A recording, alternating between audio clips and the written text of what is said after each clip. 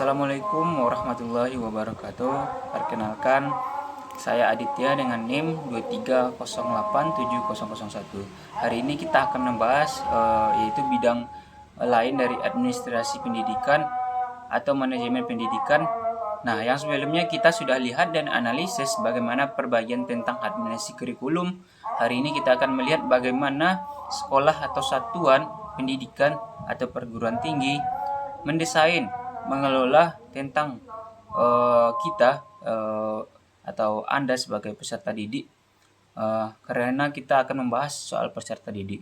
Nah, kita adalah peserta didik yang kalau dilihat dari kata yang muncul administrasi pendidikan atau manajemen peserta didik, administrasi adalah proses pengelolaan, proses mendesain, proses mengolah secara serius terkait berbagai sumber daya yang ada di setiap lembaga, yang dikenal dengan 7M plus 1. Yang ini untuk apa? Untuk mencapai tujuan secara efektif dan efisien.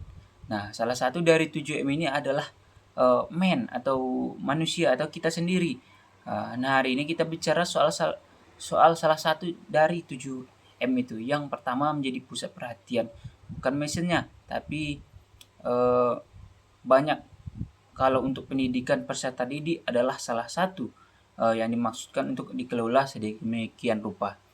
Boleh dari proses hadir atau adanya kita atau Anda sebagai siswa atau mahasiswa, baru sampai nanti di halaman terakhir, bagian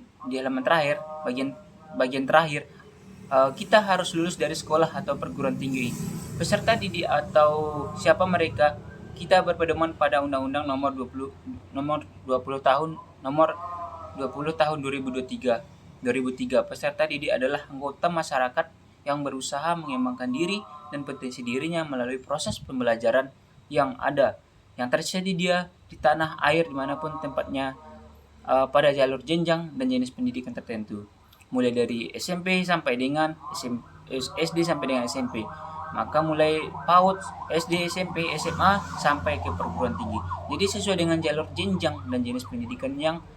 Jadi kalau begitu, apa arti dari manajemen atau administrasi peserta didik? Nah, proses pengaturan terhadap peserta didik tidak hanya dalam bentuk kegiatan pencatatan peserta didik. Nah, perlu kita ingat, tidak hanya dalam proses kegiatan saja untuk mencatat tentang peserta didik, melainkan meliputi keseluruhan aspek yang lebih luas. Nah, mengelola secara serius mulai dari proses penerimaan, prosesnya nanti di tengah sampai kelulusan. Nah, Anda atau kita lulus menjadi peserta didik, apakah di sekolah ataupun di perguruan tinggi, peserta didik itu adalah seseorang dalam bahasa lain yang terdaftar dalam jalur jenjang dan jenis lembaga pendidikan tertentu, yang selalu ingin mengembangkan potensi dirinya baik pada aspek akademik maupun non-akademik. Nah, melalui pembelajaran yang diselenggarakan oleh sebuah sekolah atau perguruan tinggi seperti tadi yang kita bahas sebelumnya, namanya proses administrasi peserta didik, itu didesain dengan serius, direncanakan sedemikian rupa, dan kegiatannya banyak, tidak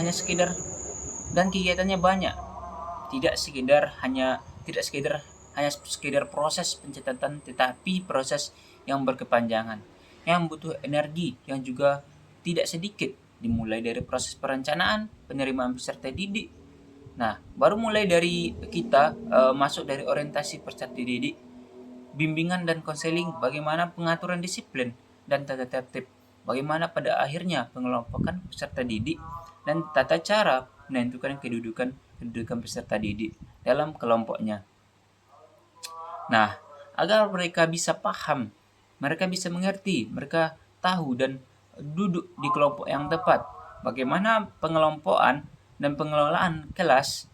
Nah, bagaimana pencatatan data juga, peserta didik menjadi pencatatan itu hanya satu bagian dari proses yang panjang, termasuk instrumen-instrumen yang digunakan dalam proses mencatat. Dan itu terakhir, kenaikan kelas dan kelulusan peserta didik, apalagi misalnya di perguruan tinggi sampai dia wisuda. itu menjadi tanggung jawab dari lembaga yang didesain sedemikian rupa sehingga mereka lulus memang menjadi orang yang lebih potensial, yang ditunggu, diminati dan diharapkan oleh industri. Jadi, mereka siap untuk naik level berikutnya. Kalau perguruan tinggi siap pada level pekerjaan atau dunia kerja, atau dia siap untuk naik level dari SD SMP sampai naik level SMA. Secara potensial didesain dan disiapkan oleh lembaga satuan pendidikan, eh, sekolah atau perguruan tinggi dari dua fokus kegiatan administrasi peserta didik. Dan sekarang kita lihat dulu yang pertama, yaitu dalam proses perencanaan terhadap peserta didik. Apa saja kegiatannya? Nah, jadi ada beberapa atau banyak kegiatan yang dilakukan oleh pihak sekolah atau satuan pendidikan dan termasuk perguruan tinggi. Sebenarnya ada beberapa langkah dalam proses penerimaan terkait dengan perencanaan peserta didik. Yang pertama kegiatannya adalah menganalisis kebutuhan. Jadi proses penerimaan itu jumlah tidak serta-merta ditentukan begitu saja demi memperbanyak jumlah siswa. Sejumlah mahasiswa atau ada alasan-alasan dalam tanda kutip untuk kebutuhan lembaga tidak seperti itu. Tapi analisis krusial atau analisis yang sangat penting, ada analisis yang rasional yang ditetapkan, yang didesain oleh pihak lembaga satuan pendidikan itu adalah sebutan peserta didik, tentang penetapan peserta didik atau jumlah peserta didik yang dibutuhkan. Dalam lembaga pendidikan maksudnya adalah ada hitungan matematis kapan jumlah seperti itu yang diperlukan. Kemudian kenapa tidak lebih banyak? Bukannya semakin banyak mahasiswa, makin banyak peserta didik atau siswa yang diterima, semakin menggantungkan dari satu sisi buat lembaga atau lembaga, tapi ternyata tidak bisa begitu saja dan ada hitungan rasionalnya. Matematisnya ada, bahkan ada rumusnya. Nah, maksudnya adalah upaya semua siswa atau peserta didik atau mahasiswa yang diterima mendapatkan layanan yang sama, yang masuk akal, karena kemampuan penerimaan lembaga kalau di perguruan tinggi adalah kapasitas. Baiklah, untuk selanjutnya yaitu hitungan rasional berdasarkan dari jumlah. Selain mempertimbangkan pertimbangan yang lainnya, langkah kedua dari perencanaan peserta didik adalah rekrutmen. Dan ini pasti ada maksud kita, setiap lembaga satuan tingkat pendidikan atau sekolah termasuk perguruan tinggi memiliki standar dan dasar berpikir yang berbeda untuk menerima calon mahasiswa atau calon peserta didiknya. Nah, apa itu hakikatnya? Itu merupakan proses pencarian, proses untuk menentukan termasuk menarik calon-calon peserta didik, harus didik baru yang mampu menjadi peserta didik dengan standar yang sudah ditetapkan oleh lembaga, oleh perguruan tinggi atau sekolah tersebut. Kemudian sekolah tersebut membuka peluang kepada calon peserta didik untuk direkrut secara menyeluruh. Apakah kita menyebutnya manajemen peserta didik atau administratif peserta didik, itu diawali oleh proses rekrutmen. Dan ini merupakan langkah awal, artinya pra keberhasilan atau kegagalan proses awal ini sangat mempengaruhi proses administrasi peserta didik secara keseluruhan. Jadi segala proses mulai dari penerimaan sampai nanti proses kegiatan pembelajaran berlangsung dan proses mereka lulus nanti sangat ditentukan oleh keberhasilan dalam rekrutmen ini. Makanya perlu didesain dan direncanakan sedemikian rupa. Apa tujuannya? Tujuannya kegiatan rekrutmen peserta didik adalah untuk mendapatkan peserta didik yang memiliki karakteristik, yang memiliki kemampuan yang sesuai dengan standar kemampuan sekolah, dalam rangka membina sekaligus mengembangkan peserta didik nantinya.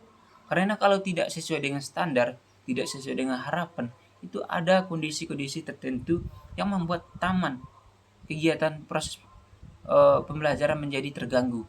Maka setiap sekolah yang punya kapasitas dan standar yang berbeda, nah, itu tujuannya khusus dari rekrutmen ini sebenarnya juga banyak. Satu di antaranya adalah untuk mendapatkan peserta didik yang memiliki karakteristik sebagaimana ditetapkan dalam syarat-syarat penerimaan siswa baru atau syarat-syarat penerimaan mahasiswa baru di lembaga tersebut. Yang kedua, dalam rangka memperoleh keadilan kepada masyarakat luas bagi calon peserta didik, artinya adalah siapapun punya hak yang sama asal mereka memenuhi syarat sebagai calon peserta didik. Yang ketiga, meningkatkan mutu layanan. Nah, mutu layanan pendidikan bagi anak maupun bagi orang tua dan berbagai tujuan khusus lainnya. Artinya ini adalah unit standar di setiap sekolah atau perguruan tinggi dalam rangka menentukan karakteristik apa kemampuan apa yang ingin didapatkan dari calon-calon peserta didiknya. Perkembangan teknologi ini memberikan pengaruh dalam proses administrasi peserta didik. Perkembangan teknologi saat ini telah memunculkan banyak sekali inovasi-inovasi dan munculnya aplikasi baru dalam proses rekrutmen calon peserta didik. Di antaranya diberlakukannya penerimaan siswa baru atau proses didik baru secara online dan penerimaan siswa baru PSB online ini atau PSB. Nah, PSB online ini merupakan salah satu upaya dalam rangka meningkatkan mutu. Nah, rencananya awalnya adalah dalam rangka meningkatkan mutu layanan pendidikan dalam rangka mencapai banyaknya sekali tujuan khusus yang jelas untuk menciptakan sistem penerimaan baru yang lebih terintegrasi, lebih berkeadilan dan akurat juga transparan.